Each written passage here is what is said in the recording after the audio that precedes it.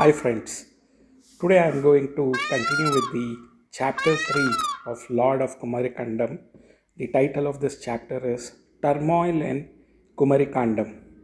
The initial years of Lord Kandan's rule was bestowed with problems and hurdles. The citizens of Veeramagendrapuram felt that Surapadman's rule and administration was the best, even though objectively it wasn't so. Lord Kandan did not have a self doubt about his administrative skills, but he did realize that he was being compared with one of the best administrators of their era. Ilangovan visited Lord Kandan's palace. Noticing Ilangovan, Lord Kandan was happy to receive him. He asked him, Ilangovan, please tell me how are our citizens faring?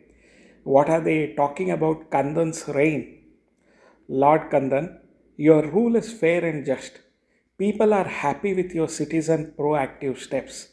But Shaivites feel that you have betrayed them by getting married to Devendra's daughter, who is a staunch Vaishnavite.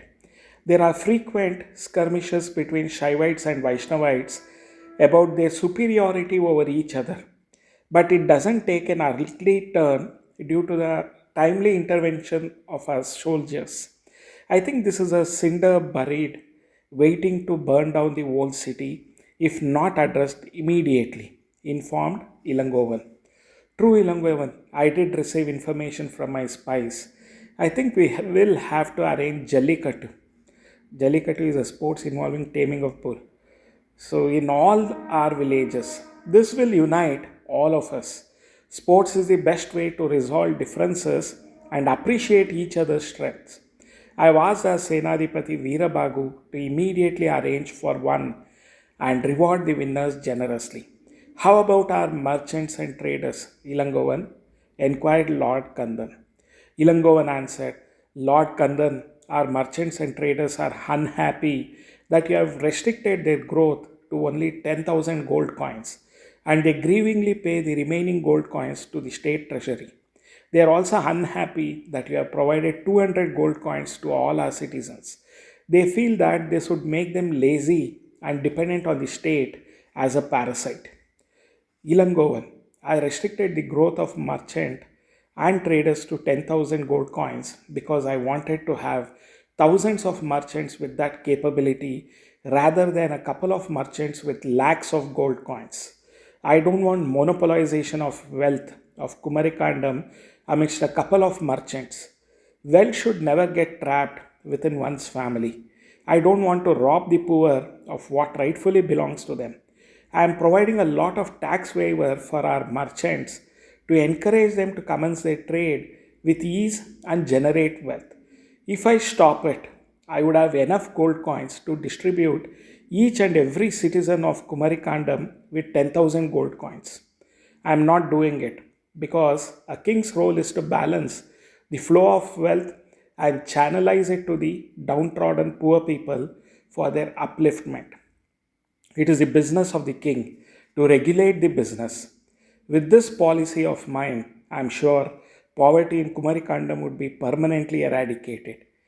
King should provide appropriate subsidies both to the merchants and the citizens of the country. It is necessity for the growth and prosperity of Kumarikandam. Never deprive the poor man's right to unjustly fill up the coffers of the merchant. I also know that if left unregulated, these greedy, profit minded merchants would squeeze their workers to work for 24 hours if they had the say. I don't want my Kumarikandam citizens to end up as wage slaves. I want them to spend quality time with family. There is no heaven outside of earth. I am striving to make heaven on earth, replied Lord Kandan. But seeing the confused Ilangovan, Lord Kandan continued elaborating. Ilangovan, what is profit?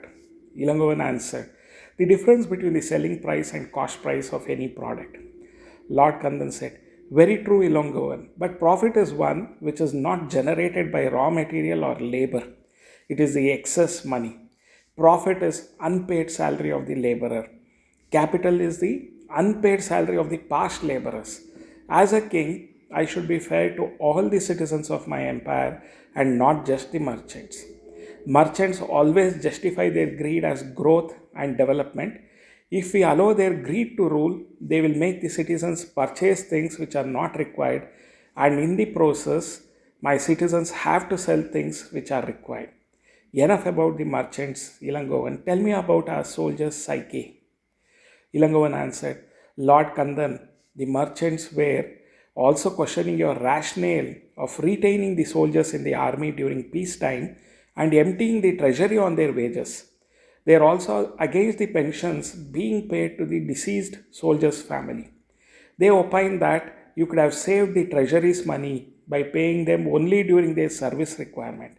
But from the soldiers' perspective, they are very happy with your announcement, contrary to the merchants' views. They are more enthusiastic towards their work and training very hard day in and day out. We have an army that could face any eventuality within a short period of notice. They are very happy with the quality of food that they are receiving at their army barracks. Kandan replied, Ilangovan, the most valuable thing that any individual possesses is his life. A soldier is willing to lay down his life for the welfare of his kingdom, king, and his family. Can any amount of money quantify their valuable life? I provided pensions and care for their family as they do the selfless sacrifice of pawning their life for the sake of our empire. If I don't respect it, I would not be worthy of being a king. A king should never be dictated by the merchants and traders. If I lose my soldiers or lose in a war, these very merchants, in order to protect their wealth, would bow down without an iota of self-respect to the conqueror. But not my soldiers. Till their last breath, they would fight. I am happy, my soldiers are happy and are relishing the food served by our barracks. The cost of this little happiness that I provide them for their regimented life and unwavering loyalty is negligent. I have already announced that whenever we go for war, food would be supplied from our empire and not confiscate the food grains from the conquered empire. I don't want to deprive the conquered citizens of their food. Vanquished shouldn't be humiliated, rather, we should treat them humanely and with humility. Healing the wound should be more a priority for the conqueror. Just imagine if the soldiers were removed from their services when there is no war, these trained men in the art of warfare would end up as mercenaries and would also be responsible for civil war within Kumarikandam. Loyalty should be repaid with loyalty and nothing lesser. Ilangovan informed, Lord Kandan, I forgot to inform you, the rebellion brewing at Vallimalai. The tribe is resisting our warriors of Arupade. Frequent skirmishes with the tribe is also encouraging others to rebel against us. We have to nip it at the bud before it becomes a wildfire spreading throughout Kumarikandam. Lord Kandan inquired, what is the root cause for the rebellion, Ilangovan? Ilangovan replied, Vallimalai people are already feeling the pinch of Varnashrama. They are not allowed to enter the cities, and people wash their place after they depart and also do ablutions to purify the place. This sort of discrimination was never faced by them. Also, your marriage to Devendra's daughter Devanai, whose code of conduct is the reason for the present social stigmatization, has created trust deficit on you, Lord Kandan. They are dark-skinned people and they feel that you have been misled by the fair-skinned people. A complex has been instilled in them for being dark-skinned and taunted for being so by the fair-skinned people. From ages, these tribes have gathered fruit, honey, hunted animals, and caught fish for their livelihood. The present vegetarian food is being popularized as the most civilized food habit, and that of these tribes as barbaric, which has hurt their ethos to the core. Lord Kandan said, so the politics of food, color, and casteism amidst the open-hearted, liberal, and kind-hearted tribesmen have affected their way of life and questioned their belief system. To eat or not to eat meat is the choice of an individual. No one can comment about the food habits of another person. Food is too personal an issue to be considered as a burning issue of Kumarikandam. Ultimately, what matters is whether you are able to digest the food or not. The value of the system that we possess is independent of our food choices. A plant is as much a living being as an animal.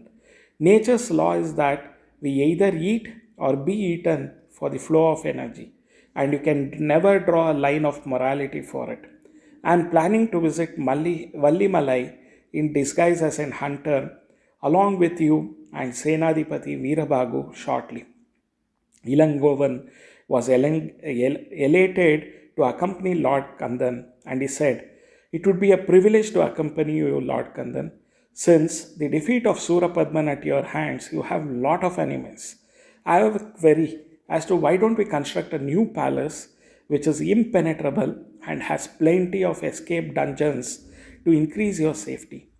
Lord Kandan answered, "Enemies are everywhere, Ilangovan.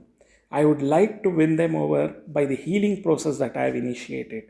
Time heals all the injuries. Destroy your enemies by making them friends. Compromise is always better. I want to spend all my resources on reconstruction of Veeramagendrapuram and rehabilitation of displaced people due to war, and not on my personal living quarters. Remember that there is an end at every beginning and a beginning at every end." So, thus ends the third chapter, the Turmoil in Kumarikandam.